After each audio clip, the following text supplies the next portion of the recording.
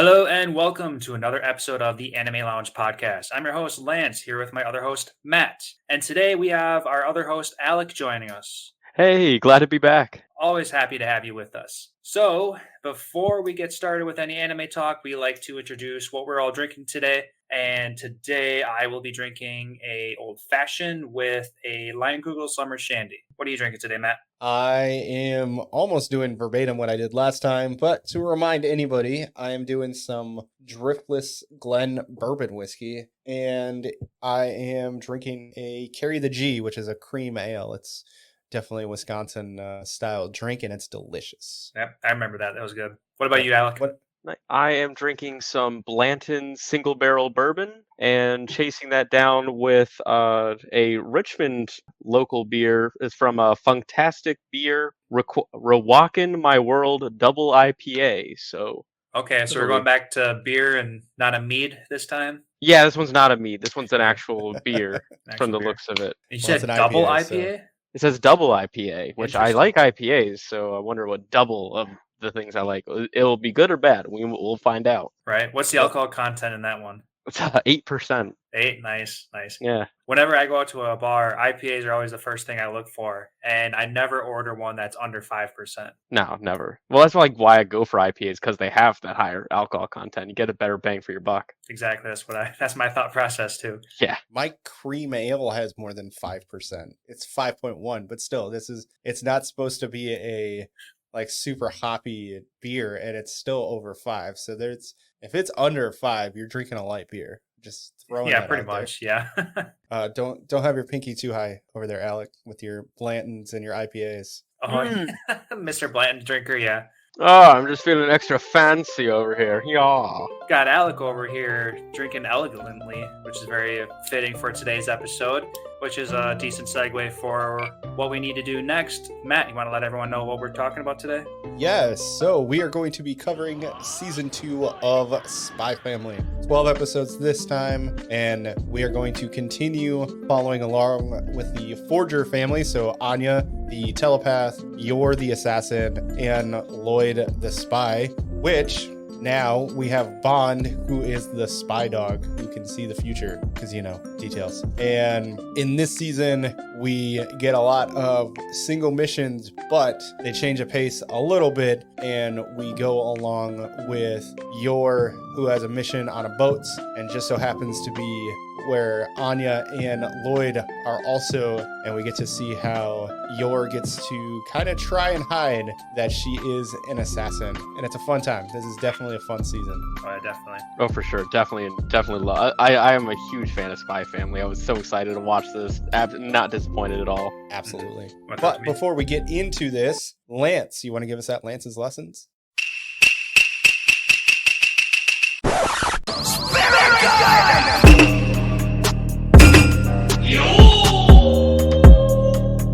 Today's Lance's Lessons is going to be the Japanese word for garden, and that is niwa. Niwa is spelled Niwa. And niwa is relevant to today's episode because Yor is working for a company called Garden. And yeah, simple as that. We're niwa. Yeah, I was not expecting that one. I did not foresee us learning about Yor's assassin group in this season. Not too much. I mean, we did all pretty much expect to see a lot more come out of Yor, but to see us go a little bit deeper into Garden itself and the shopkeeper, we actually got to see who the shopkeeper how he physically looked and how, kind of silly he looks. Yes. He's certainly a little standoffish. You wouldn't want to look him dead in the eyes. Yeah, and despite that, he's cutthroat too. Like he tried to kill Yor the moment she walked in there with a pair of scissors just to test her reflexes, and so you're not messing with Garden. Well, she hasn't gotten soft, right? I thought it was pretty cool that we actually got to put like a face to the name though, because for so long it's just been like a phone call here or like a cryptic message from her manager. Like we actually got to see her have a meeting with actual people in her organization. I thought that was a really cool part of her character development. Right, and I liked how they didn't just like give it some cryptic name of Garden just because Garden kind of seems to be sprinkled throughout anime here and there as some kind of organization, but the shopkeeper actually has a giant freaking garden that he likes to maintain and stuff like that too. So they actually brought purpose into its name. Bring the facade for sure. But before we continue with any more anime talk, Matt, is there any differences that we can learn from in Matt's manga mentions? NANI?!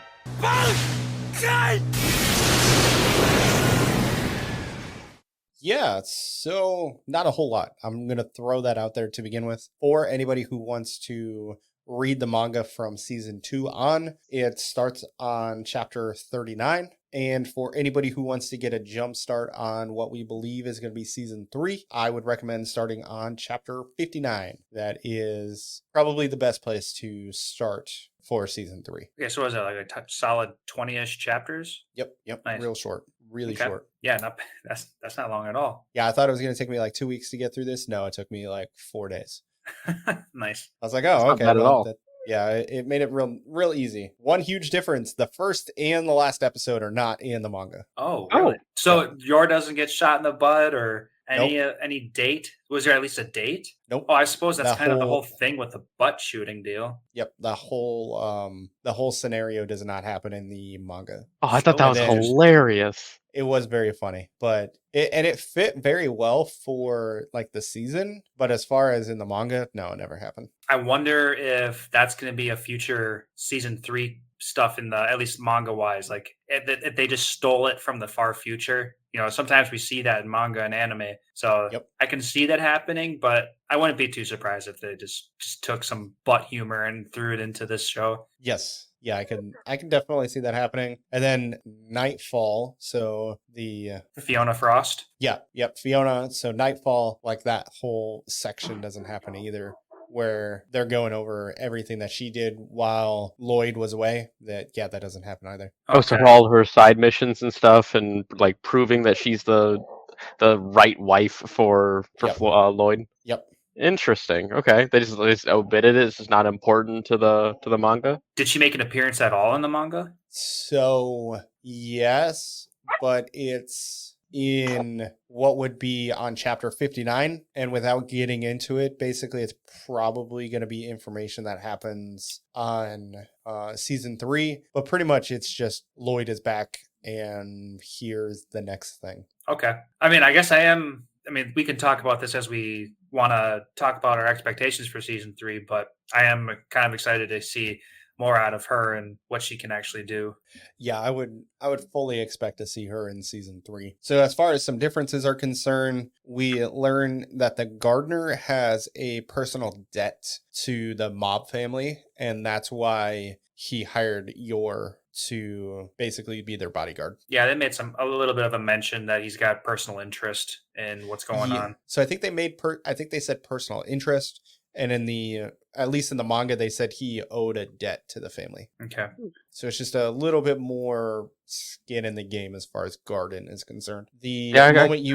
What's up? Oh, sorry. I was gonna say. I was like. Come to think of it, I don't really remember the whole reason why she was hired on to protect them. It was so glossed over. Yeah, it's a very short conversation. Mm-hmm. And like they're far framed away from this conversation, so it's like even less important kind of thing. Gotcha. The moment Yor got a call from the director, it was 4 hours from the rendezvous point. So we're talking after they had gone to the second safe room. There was 4 hours left. So something that I missed both times I watched this season, when the director uses the scope to kind of reference where the family should hide, he actually ends up shooting the lock that unlocks the latch for Yor to get the family into that section. Oh, did that happen in the anime? Because so much was happening. I don't know if that happened or not. He shot it, and that's all you see. Okay. Because it's kind of far away, and it doesn't it might focus on it, but all you would see is a broken lock, so you don't know. Sure. Okay. So the director saw that was a place that they could hide. He opened it up for them, and everything fell into place from there. Yep. So it's just more visible in the manga. Yeah, definitely. That's all. I'm sure they brought in focus, made it obvious. Yeah. Something that I did write down is the Yuri part that does happen in the manga. Which part? There's a couple, like the one where Yuri he got being sick. Sorry, the Yuri being sick. Okay. Section that does happen in the manga. I thought that was such a throwaway. Like, oh, we have five-ish minutes to fill. Let's just include Yuri. No, it happens. It's content. Sure. It's more of that sister love. That physiological dependence on his sister. If she's away, he's sick. Yeah. It's kind of Yes. It's a very weird relationship. Like he gets off on her being protected. I don't get it. Yeah. But at least they're keeping it safe. We'll That's talk all I about gotta that say. Okay. Yes, I will give you that one. It's weird without being creepy weird. So that's nice at least. Mm-hmm. But yeah, that's all I got. That's really it. There was almost nothing. So all the rest, you're basically like reading frame for frame exactly how it was in the show. They 100% elongated everything, but there was no changes to anything. It was just let's have like the fighting of and then you have the director like cleaning everything up when you get like a quick fight and then the person falls over and you see the director cleaning up the mess. Mhm. Like each of those situations happens, but you don't see the fight. So it's like, Yeah. okay, I don't care. She beat him. That's really all that matters. So it's kind of along those lines. Yeah, I'm sure it was just to show that they're trying to fast forward through all of these senseless fights that yours is going to kick some ass and it doesn't matter anyway. I thought it was more of like a metaphor. Like she was literally mopping the floor up with these guys. Oh, I like that so much. Like, because he's like, I think, yeah, because like after every single fight, like he's just sitting there like so calmly, like just sweeping up the blood and stuff. Like, and I'm like, oh, mopping up the floor with these guys. Let's go. Nice. Yes, I think you're very correct on the visual representation, visual metaphor, whatever you want to call it, of what's going on. But as far as the series as a whole, they didn't change anything. They didn't deviate anywhere. Like the Anya putting thing trying to distract Lloyd. Like that, it happens. Like you see Lloyd getting one hole in one, and then like the next frame is Anya trying to putt and getting frustrated because she sucks. Because, she's 4 pretending to be a 6-year-old or something like that. Right. It's just it's one of those things. So the 20 chapters, there's nothing missing from any of the content. And even the stuff I did say, they could have talked about it and we all just missed it, which is very possible. Yeah, totally fine. So yeah, it was very, very close. The biggest thing to remind anybody, if you want to start reading where season 3 is probably going to start on chapter 59 and you can get ahead. Nice. All right. So, did anybody come up with a favorite character out of this season? Alec, you want to start this one out? Sure. Yeah. One character that kind of always like got me going and got me really excited for anything about to happen was definitely the director. I think his name is like, I don't know if it's like his fake like alias name or what, but Matthew McMahon, I think, or the director. He was badass and he was really good at his thinking ahead. And he reminded me a lot of Batman's butler dude. What's his name? Starts with a W, I think. I'm blanking on it. Oh, now I feel like a bad DC fan. Right? Walter? No. Quick Google search. Right? But he reminded me a lot of him, like a very capable old man who's just everyone just undervalues because he's this nobody, but he turns out to be just absolutely badass, and he definitely shined through the entire ship phase of the season. All right, everybody ready to slap themselves in the forehead? It's just Alfred Pennyworth. Oh my freaking Alfred! Where's so easy. Walter from? I don't know. Just some old name. Some old Eugene.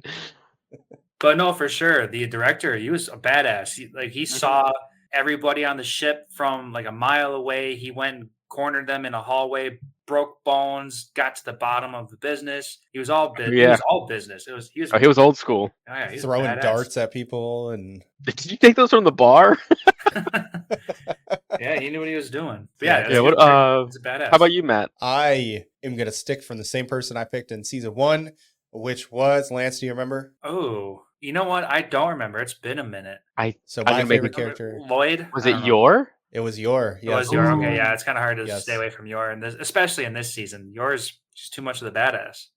We got almost everything we wanted as far as Yor is concerned. And I thought it was great. Thought it was really well done. And I think some of the best things that I got is, there was a little bit of doubt and it's still up in the air. She can still be like, you know what? Actually, I don't want to do this. I just want to live my life with my new family along with Yuri and just call it a day. And that's an option. I don't think that's what's going to happen, but it was a very realistic type of doubt that she was having throughout the entire cruise, where she was like, I kind of like my life. Why am I doing this?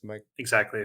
I thought it was super well done. And then seeing the Thorn Princess in action was just so awesome. I had so much fun throughout this entire. Oh, absolutely. Yeah, 100% agree. We saw so much action come out of her the entire boat ride, or the entire cruise, I should say, more specifically. Yeah, Yes. She, from every moment, like from double checking behind every corner to that little circus fight with the chain, and I don't even remember what that weapon was called. Oh, it was like a one-off thing. So that was a chain weird and martial arts weapon. Yeah. Yep. And it's kind of like a scorpion with a different type of weapon. But the circus act and everything on top of the cruise when she was wiping the floor with everybody is just, she definitely brought all the focus into this season. So I definitely understand why she is going to be most people's favorite in this. Yep. And then Lance, what about you? I was going to say, as for myself, 100% agree. Yours my favorite. And then I'm to give someone else some street cred. I'm kind of in a 3-way tie between Anya, Damien, and Frankie, because those are kind of the comedic parts of everything. I mean, Anya's always the comedic part, and I really appreciate anybody that can make me laugh in an anime. So maybe I do want to lean towards Anya. Anya, obviously, she's the 4-year-old who's pretending to be a 6-year-old. She's trying her damnedest to fit in and whatever, and she's got the super awesome powers of reading people's minds, and she is really the takeaway, I think, out of all of my LOL moments. And this show really isn't anything without her. Absolutely. Can I give you my favorite Anya moment? Oh, sure. Yes. It also ties into season 1 as well. So if you remember from the Muscle Man Jack or whatever, I don't remember what his name is, but the super muscle head from the dodgeball episode. Yep. And you get Anya trying to do the Super Saiyan thing with the dodgeball, and it goes like 2 inches. And this one, we get the same thing, but it just happens to barely make it over the railing. And she's like, exactly. And it worked out perfectly too, because she took out like 2 men. Yep. And like they ended up shooting each other because they got all freaked out. So it's just chaos just ensues because of an accident, and then one lands in the guy's butt. Oh yeah, that's right. He's just sticking in there. So that was definitely my favorite Anya moment, was that one, because it was just like, yes, it worked this time, and it just barely made it over. Of course, you think from this perspective of a little kid, though. I mean, like we both have young like toddlers, and when they throw something like, yeah, it just went so far, and I'm like, all right, it went a foot. Like, good job, buddy. Oh, and it was on the opposite side of the boat too. That was so funny. Oh, it was the opposite side? I thought it was just literally like 1 floor up. Yeah, so if you remember, it landed on the opposite end because Yor had to do a bunch of backflips to get to it. I suppose. It wasn't because she was on the opposite end? Because I couldn't imagine Anya throwing it that far. Like, maybe just one story. Anya was on the other side of the boat. Yeah. Wait, what? Anya threw it straight up, and it just happened to be the pick, or whatever you want to call it, was on the backside of where all the action was going. So sure. Yeah, that's what that's what I pretty much assumed. She just had to go find it. Mm-hmm. So Lance, what about you? One of my favorite LOL moments was when Anya and Lloyd first get on the boat and they're ready to start exploring, and then Anya yells out, "Papa, I want to see everything on the ship before it sinks." And then just to make everybody feel uncomfortable, because Titanic shit, and she's got quite the creative mind. So I thought that was super funny. Alec, do you have a favorite Anya moment? Not so much Anya, as far as like a laugh out loud moment, was probably with Bond the dog, actually, when he was having like, whenever he had like visions of his masters, and Lloyd and Anya, or Lloyd and Yor. And like his perception of things, like, you're a bad dog. I regret adopting you. Goodbye. Yeah, everything is just like, so this is totally how a dog thinks. Yeah. Just to piggyback on that, like every time Anya would always try to envision the future, and then every time she would envision Lloyd finding out that Yor is an assassin, is like, Lloyd, you're beating up men for a living? I'm divorcing you, and I might as well get rid of this kid while I'm at it. Oh my god, I love that so much. Yeah, all that super basic, funny stuff that a child might think, and it's just super funny. So my favorite LOL moment, it's a one-liner. It was a Lloyd saying it about Becky, and it was, I don't understand rich people's children. When she's sitting there trying so hard to flirt with him.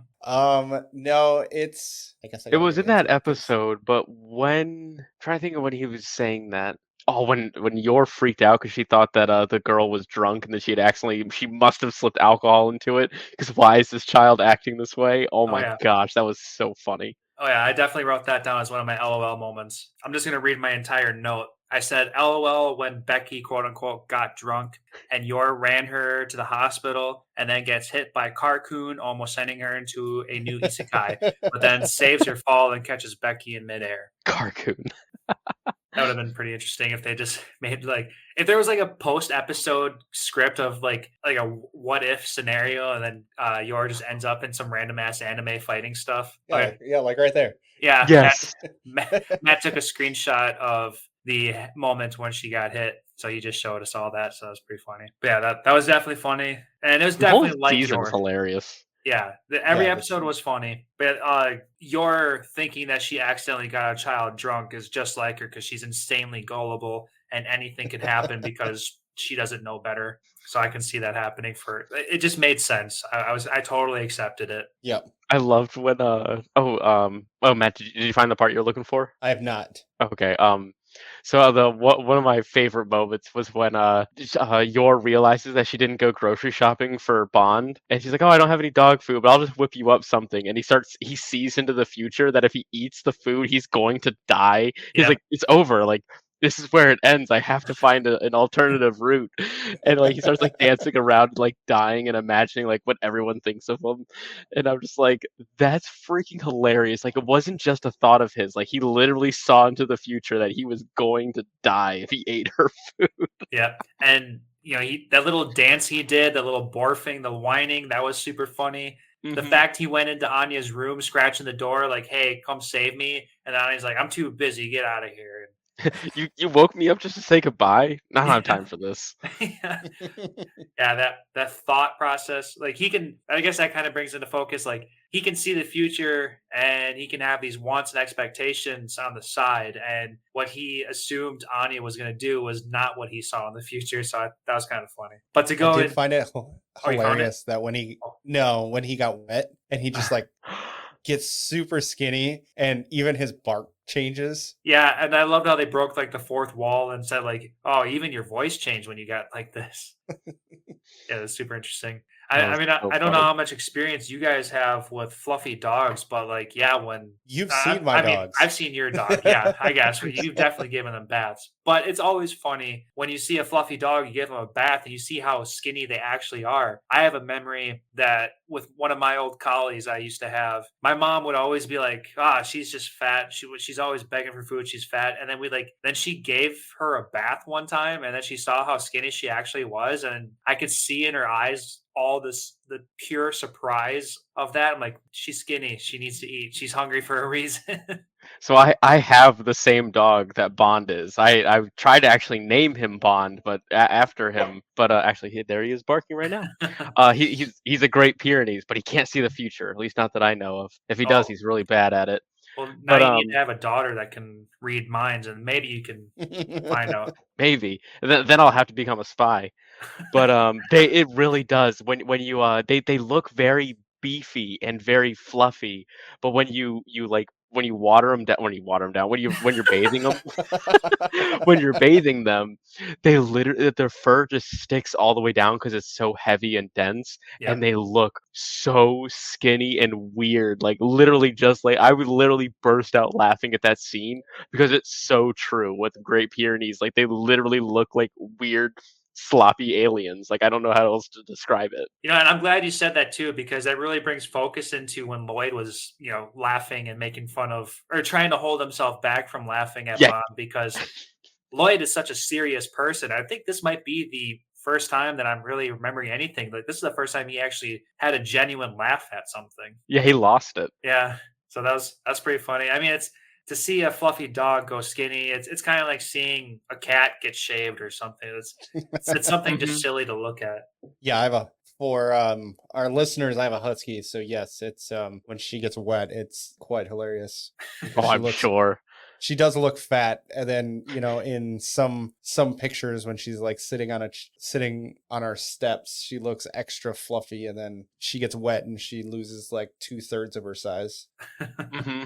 Yeah, I can see that. I have another favorite scene coming out of this season. Mm-hmm. Going into the first episode, which unfortunately wasn't in the manga, which is okay, but when Yor gets shot in the butt and he's trying to like take her out on a date, and then more specifically when they're at the dinner and there was that assassin guy who's trying to kill Yor from the kitchen and gives her the blowfish poison, miraculously makes her feel better for whatever reason. But the LOL moment comes from when he's trying to make the bomb and he's walking through the kitchen, talking out loud and talking about what he's going to add to the bomb, and everything is completely censored. And I wrote a note that's saying, it's funny how they censored everything. So if you want to learn how to make a bomb, just watch Dr. Stone. They'll tell you how to make explosives. But then after that, one of my other favorite moments is when another Anya moment where she made the peanut bomb and then she comes face to face with this guy holding some toy gun or something. She's all dressed differently. And she comes up to the dude and he's like, you need to stop being a bad guy and focus on making Catherine a happy lady. And then his mind is just completely blown that she knows all of this information. And now he realizes he needs to leave Garden alone and go on the straight and narrow. So it's complete Anya humor, and it worked out so perfectly. I love that scene. I thought the scene was freaking hilarious. A peanut bomb? Who did this? Yeah. I love it. He's like, how does she know about Red Circus? I really need to stop messing with the Thorn Princess because she has, little children like this working for her. She's on a whole different level, right? And meanwhile, like Yor knows absolutely nothing about it. Yeah, I thought that was all perfect. So we do need to talk. Like we alluded to this a little bit earlier, so let's just talk about it now. The Yor and Yuri relationship again. Let's bring that back into focus because Yuri had a couple moments and he's worth talking about. Yes, it's super weird that he's got such an infatuation with his sister, but there's some moments that are worth talking about at least. And Matt made a mention of it in the manga mentions that the illness episode of him getting sick and wanting that disgusting tea stuff. And we got some happen to get sick every time she leaves. Bring it back into focus that Yor doesn't know how to do anything. And she goes to the extremes all the time. It's always 0 to 100 with her. So she's getting tips from old ladies on how to cure sicknesses. Go get honey, come back from a forest with pure honey and a dead boar. Yeah, pure honey, 100 bee stings, every berry that she could find in the woods, and then a boar. Yes, that she managed to kill with her bare hands. Yep.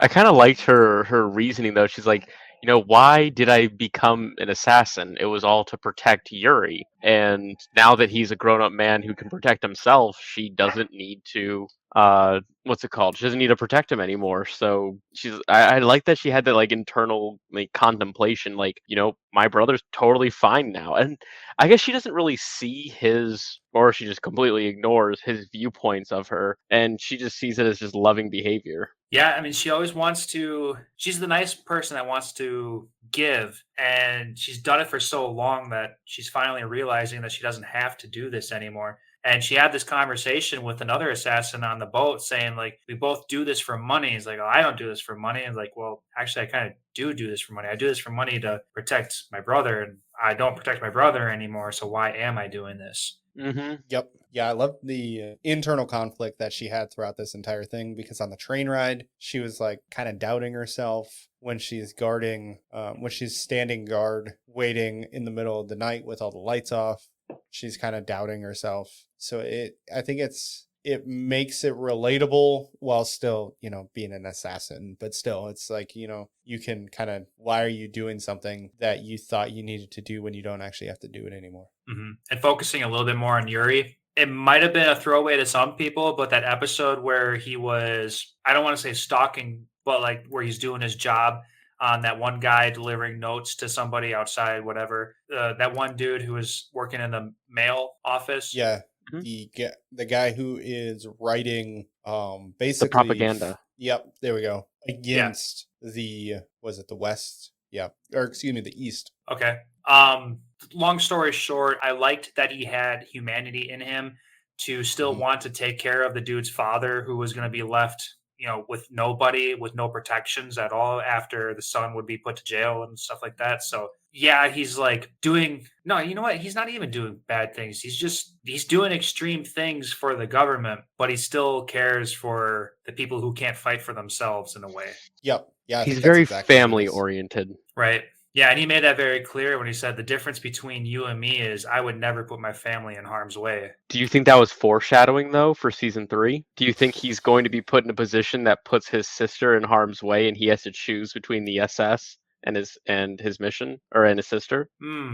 I don't know if it'll be season 3 content, but when this show officially comes to somewhat of a conclusion and everybody finds out about everybody, he's going to have to forego his entire career to protect his sister. That's what I'm Mhm. thinking to Because some degree. he's technically currently hunting Yor and Lloyd, but doesn't even know it. So Lloyd, I can say yes, but do you think Garden is an organization against the government?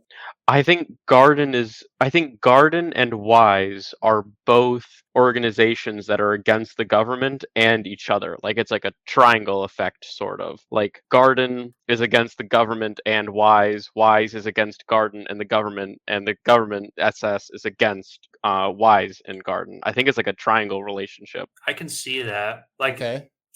they can work together, but at the same time they're trying to prevent anybody else from doing more than they're supposed to do. Like everybody thinks that they're the good guy. Yeah, exactly. So here's another wrench. I'm pretty sure they talked about another country as well. Or was That is stirring Well, up a little bit of my memories. they said that two are especially warlike or are especially at odds, and that's Westalis and Austonia. But they did mention that there is otherworldly conflict going on. So that'll be very interesting as well, is because they brought it into focus. Are we going to hear about it some more, or is that just kind of going to be a throwaway statements? Maybe for the purposes of this style of a show, I would hope that they don't get too complicated with outside activities and just really focus in on the core family and stuff that they could do a little bit quicker. Yep. I think if they go outside Operation Strix, then it'll just turn into a massive pile of confusion, and people will stop watching. Right. Like, 'cause they have to, the purpose of the show is really just comedy. So I can't imagine complications and comedy fusing together to make this a worthwhile series from beginning to end. Well, I mean, eventually Lloyd's mission has to come to fruition. Right. I suppose we could talk about that and what we expect out of the future. Like his mission is in part is for Anya to become an elite scooter. That's a joke on season 1.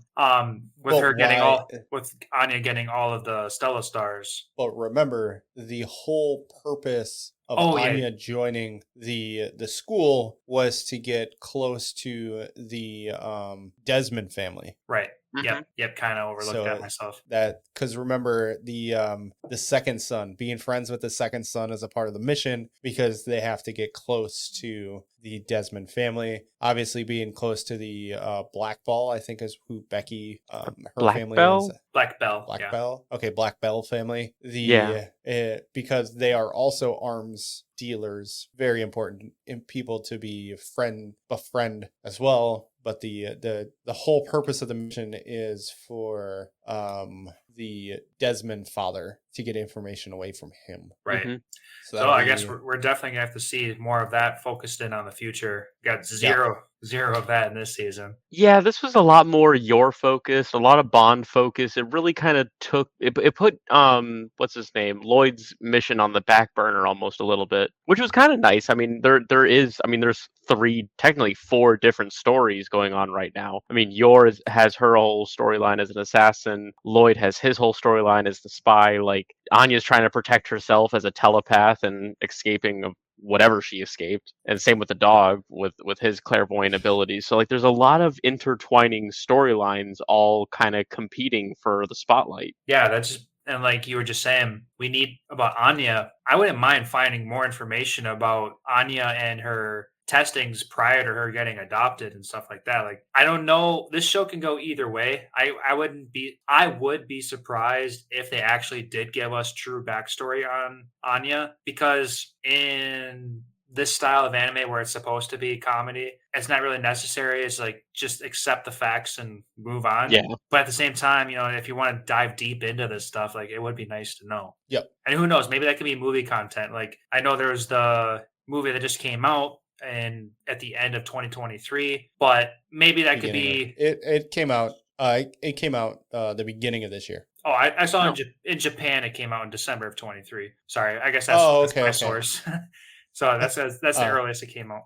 But I was going to say, if we want to get backstory, I can see that being, I don't want to say non-canon, because of course it's going to be canon, but like something explained in a shorter series kind of thing, like a movie instead of like a short arc.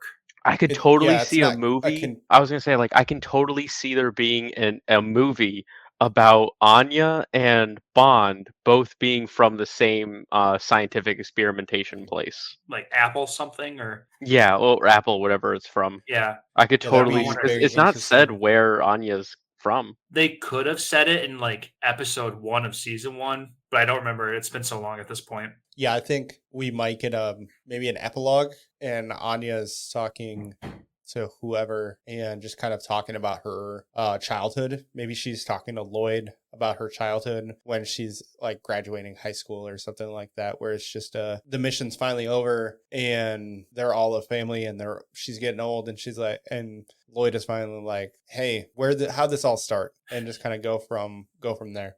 Because he finally, yeah, I really want to know. I think there's a fun way to do it and a way to make it happen that is after the fact. Yeah, at least her origin story wise, Mm-hmm. because there's no way in hell that I can imagine that everybody doesn't find out about everybody's personal history or personal stories by the end of the series, as she's still the same child in the same year. Yeah. Okay. I know, Lance, you and I have kind of given our conclusion theory. Alec, you want to give us, like, how do you think the series is going to end? I think the series is going to end with, I definitely think that Anya and Desmond, the second son, are going to become friends. I definitely think they are going to have I think she is going to succeed in her plan of getting an invitation to his house, and Lloyd will get to meet Desmond again, but this time more personally. Okay. I think that Yor gives up her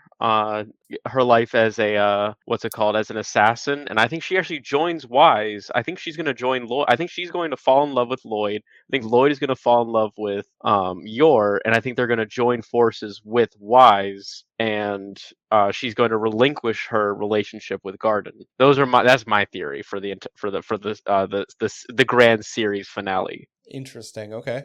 And they all stay a happy family. Like, I love their dynamic. I want to see them all together. Yeah, they 100% have to end up being a happy family, and I kind of see Lloyd no longer being a spy, Yor no longer being an assassin, and everybody just lives a normal, happy life. So you think Lloyd will retire? Yeah, I think there'll be no more purpose in them trying to fulfill themselves when they're trying to just fulfill their core family. Okay, I like that. All right, Matt, what's your theory? First, I'm gonna say I will flip a table if they don't end up together. Like, I will be pissed. Or if dies.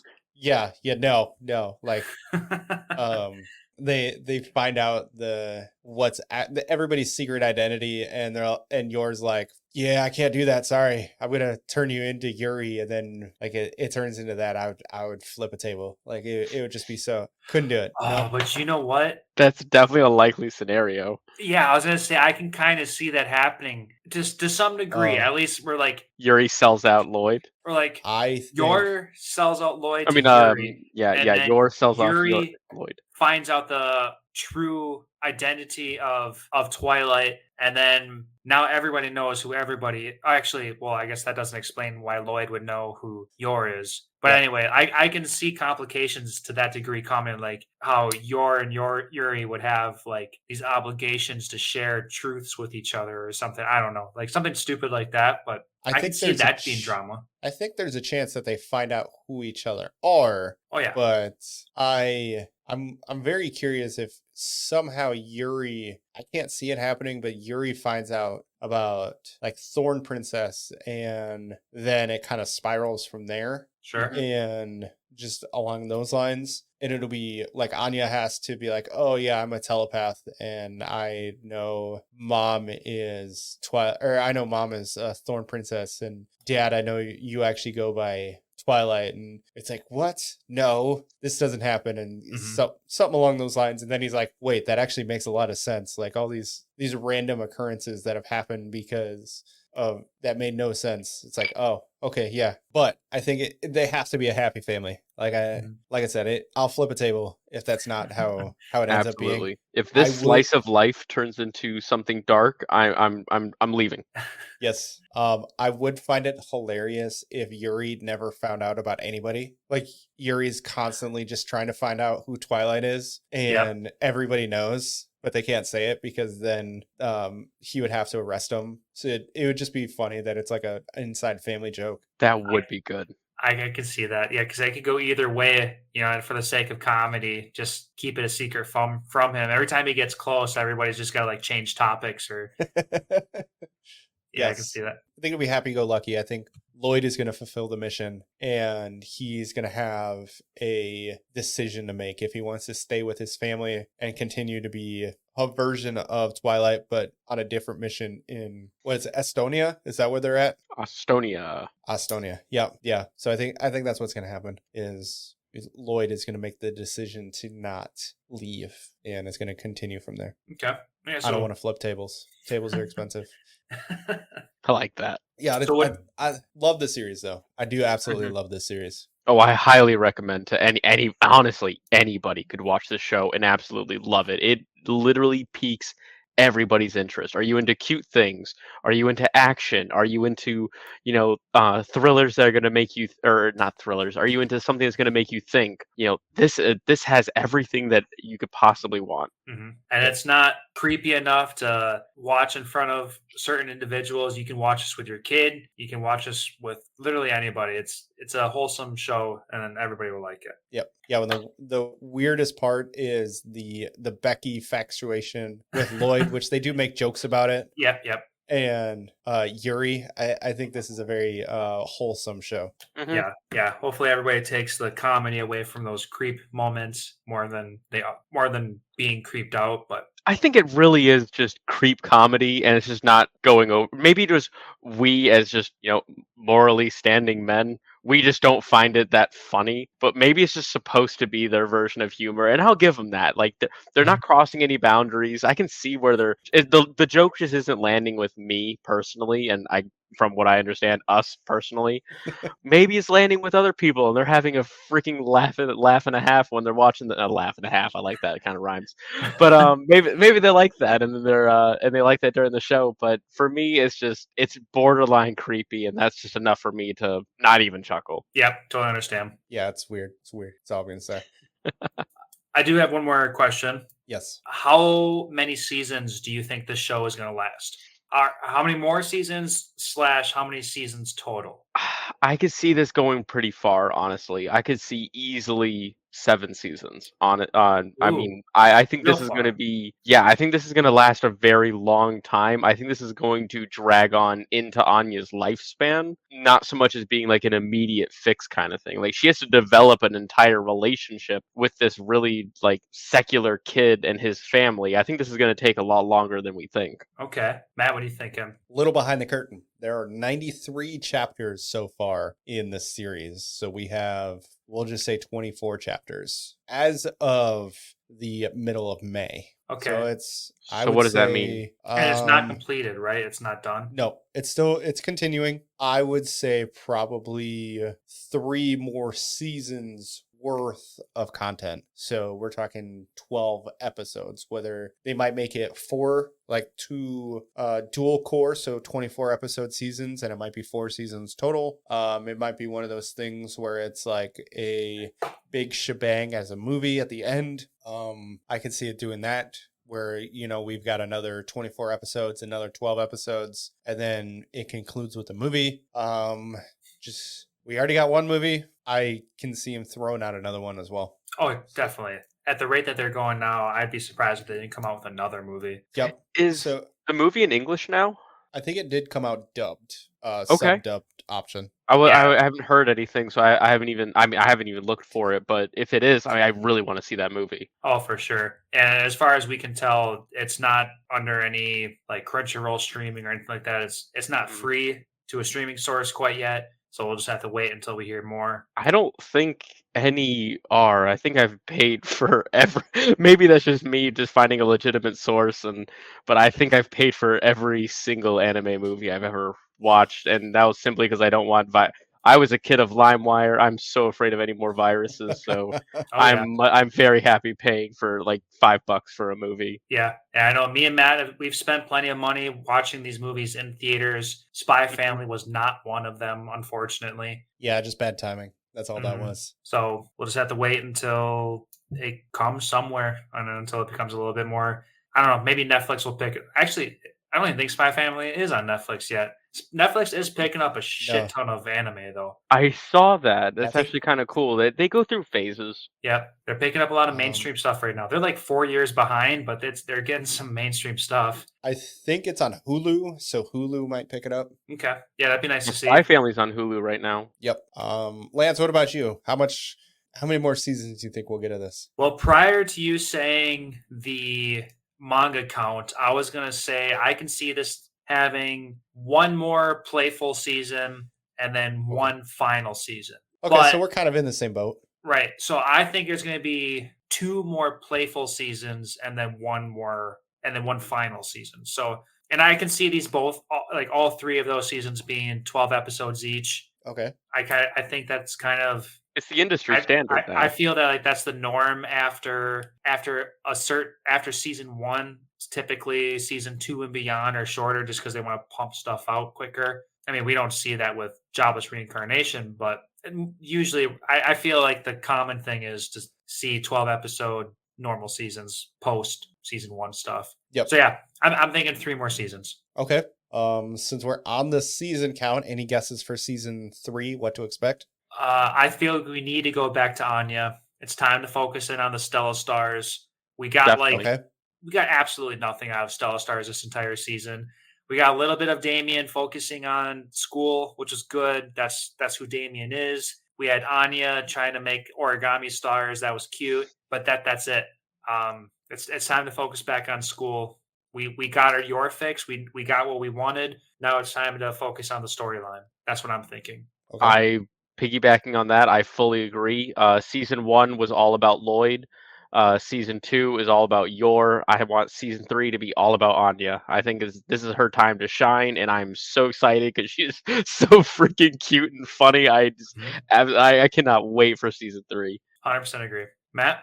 Speaking of shine, so shining, she's gonna get some stars, is what you're saying. She's gonna get nice and bright with somehow she's gonna save some people and get 2 more Stella Stars, because that's the only way she's doing it. Yeah. 2 more Stella Stars. Hell yeah. I do. I feel it, man. One thing I thought that was super interesting, the ancient literature. She did, like, the only thing she's ever done well in was the ancient literature, and the only reason why she didn't do better was because of spelling, which is why I think she's lying about her age. But I feel like that's going to pull into something, because Lloyd makes a mention how it's like, oh, they didn't even really go into this too much, and she still did well, like very well. So it's like, where is this coming from? Sure. Well, didn't he make a guess as to what country she's actually from? I think he was like, there's no real countries that talk, like, use this, and I can guess, but I wouldn't know, like, kind of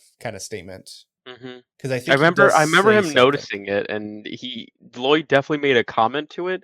I can't pull it off the top of my head, but I do remember that scene, and he did make a mention of a certain country, but I can't remember a name or anything to that matter. I got Yeah, I'd nothing. have to rewatch that episode because I'm drawing a blank. It's It'll definitely a be, rewatchable season. yes, absolutely. Even if you just want to watch your kick some ass again, I think you're right. As far as season 3, I think it's maybe get Lloyd with some more missions, but I don't think we're getting any Anya any Yor. I don't think we're gonna get any Yuri. I think it's gonna be either all Anya or a little bit of Lloyd sprinkled in with Anya. Yep. I concur. Do you think Frankie's going to end up with some random chick? No, Frankie will be alone forever. Yeah, Yes. I can see that. Actually, I can see it going both ways. I can see him finding some dorky girl and him hitting it off, and he can get his happy ever after. Or I can see him, forever alone. So I don't know. I think guess, he'll be the butt of the jokes of not striking out on women in new ways. Yeah, I can. Okay, I can see that being the more realistic route. He's definitely the show doofus. Like, don't get me wrong, he's so I love him as a character, but he's a doofus. Yeah, scruffy head. He's super funny. I like him a lot. Speaking of, found it hilarious in the first season. I found it hilarious in the second season, where it's to deal with the first episode. Lloyd is talking about these 800 scenarios that makes a perfect date, and when Yor like strikes them all out, and it's like 7. Yep. I've got 200 ideas. No, we're not doing any of this. 7. Oh, okay. And it's great that even Lloyd gets flustered in these scenarios because he's this perfect spy until he has to deal with Yor. Anya. Yeah, Anya and Yor drive him crazy. He can never figure them out, and despite how smart he is, and all the situations he can think of, he can't ever figure them out or their faces. Yes. Yep. Yeah. Yeah. He knows everything by the books, but when it comes to small emotional things, everything's in the left field at that point. Yeah, I'm so excited for season 3. Have either of you guys looked into if they've announced season 3? I haven't heard anything yet. I don't think it's even. It might be. I mean, I'm sure it's in the works, but I don't think anything's been released yet. Yep. Yeah, as of May, we're recording this in the middle of May. There's nothing about season 3. Yep. Is there any talk of another movie, or is this the only one that's out, and we're just gonna have to do our own speculation from that? Yeah, I'm sure that's gonna be the same deal. Yeah, nothing. Yeah, everything I'm finding is potential end of the year or sometime next year. So they are working on something. This is all speculation. Nothing definitive. Gotcha. All right. Well, we covered a lot today. Is there any final? Do you think we missed anything? Is there any final comments you guys want to make? Yeah, no. Again, I just want to say I love this series. It's so heartfelt and an easy watch. I'm so glad we covered this season because I know I covered it for Short Flights. I loved every episode of it. Binged watch it, loved every episode. So it was a fun time, even the second time through. Yep, same here. Watched it twice. Watched it when you were covering it. Watched it again to cover for this episode. It's fun both times. And of course, you pick up on the little things that you missed out on, things that you can really appreciate for the comedy aspect, and it's just fun all around. So Spy Family is really worth it. Oh, definitely. Absolutely. 10 out of 10 would recommend this show. I mean, I don't think there's anything that's actually at fault with this. It covers all your bases, just great, enjoyable content. Mm-hmm. Yeah, I agree. Yeah, it's all rounder. All right, Lance. So I know you have been adding a little bit fun to the end of our episodes. You got anything for this one? Yeah, so lately I have been doing a Generation 1 Pokemon quiz, and I've got some questions for you guys today. Best generation. Bring it on. Mm-hmm.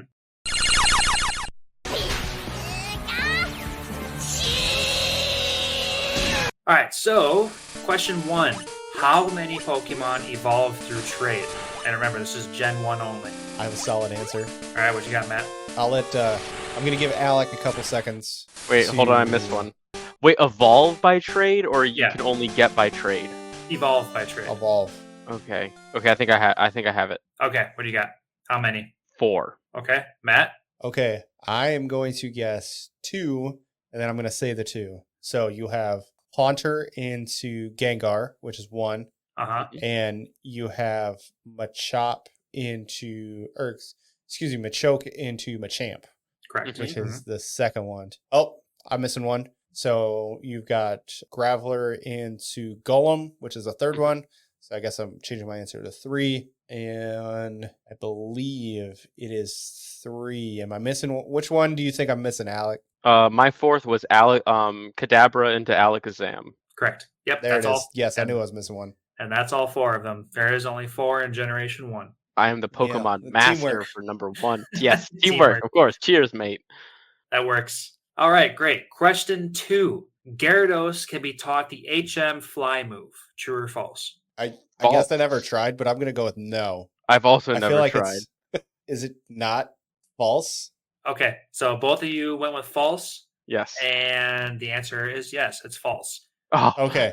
Gyarados in every single generation cannot learn fly. Okay. You had me scared for it because I know Yeah. he's dragon type, and I was like, no, "Oh my he's- god, can you teach him fly?" No, he's water So flying. He's a water Wait, what? flying type. He's What? a water flying or a Yeah. water dragon. Water flying. I think his Mega is dragon, and fuck? yeah, and What? He is a And water flying type. Oh my god, and I've never noticed that. I think the only flying move he ever learns in future generations is Hurricane, which is very strange. But yeah, he never can he ever learn the HM move Fly. He's a dragon-like Pokemon, not a dragon. Oh my god, I just learned something. Yeah, he's a strange one. Wow. I call bullshit. Yeah. There's absolutely nothing that says flying about a fish. He's got those like gill frills thing, but he doesn't have any like wings. Right. How the fuck is he flying? He doesn't even have legs. What's he doing? I looked into How's he this getting out of the water and into the air? Yeah, just a little bit. I looked into this. He's based on like some super ancient lore of some water dragon, and that's really as far as it goes. Something that Then he should be a dragon. Right?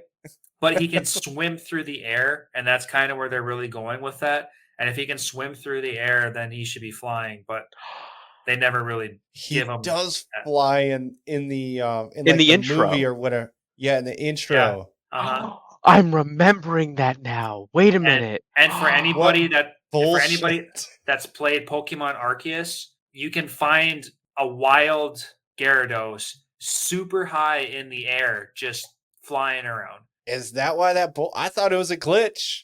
No, he's there all the time. That just, dude, this just shattered my entire universe. My childhood's ruined. Yeah. That's why when you use Thunderbolt on a Gyarados, it fucking destroys him. Well, that's because he's water type. Yeah, no, like truly destroys him. It does ×4 damage because he's flying water. Oh, so interesting. Yep, such wild. Bullshit. Such bullshit. I'm gonna have to log. I have Pokemon Blue right in the back room. I'm gonna have to test that out. I have Gyarados. Cool. All right. What else do you have for us? All right. And my third and final question, a little bit of a curveball. What level does Rattata evolve at? He's a late one. He's 26, isn't he? Is he 20? The correct answer is 20. Matt was right. Ooh, nice. So yeah, he's an odd one. No one really cares about Rattata, so I thought I'd throw that one out there, and I'll throw that out there for future episodes too. Just those weird Pokemon you never think about. I like doing that. Yeah, nobody ever caught him. You only ever got him when, like, I remember when I would try to complete the deck, I would get a Rattata and then a Raticate. Like, I would just catch one separately. Yep. You just go to a further location in the storyline and just find a stupid Raticate and just catch that one instead of take time to evolve it. I evolved mine. I evolve all my Pokemon from the very beginning. I try to catch them as high. I catch them at the highest level available for the monster or for the Pokemon, but then I always evolve them. No, you got to catch it at the lowest because that gives you the most opportunity for moves and stat increases. I don't care about that. I'm just in it for the Pokedex. Yeah, but I mean that's only good. The stat increases is really only going to be a thing for later generations. But I understand what you mean. So that's all my questions for today. I'll save my other handful of questions for future episodes. Looking forward to it. Always love a good classic Pokemon question. All right, and with the Pokemon quiz concluded, that's also going to conclude today's episode. Thank you, everybody, for watching us until the end. Please leave us a rating on whatever platform you're listening to us on. Also, make sure to follow us on YouTube, where we have our Short Flight series, where we cover individual episodes of hot anime every single week. And it would also be nice if you supported us on Facebook and Instagram at The Anime Show. Follow them to stay up to date on everything anime news related, because they do a great job with that stuff every single day. Well, then we will catch you guys next time. Kanpai, keep watching.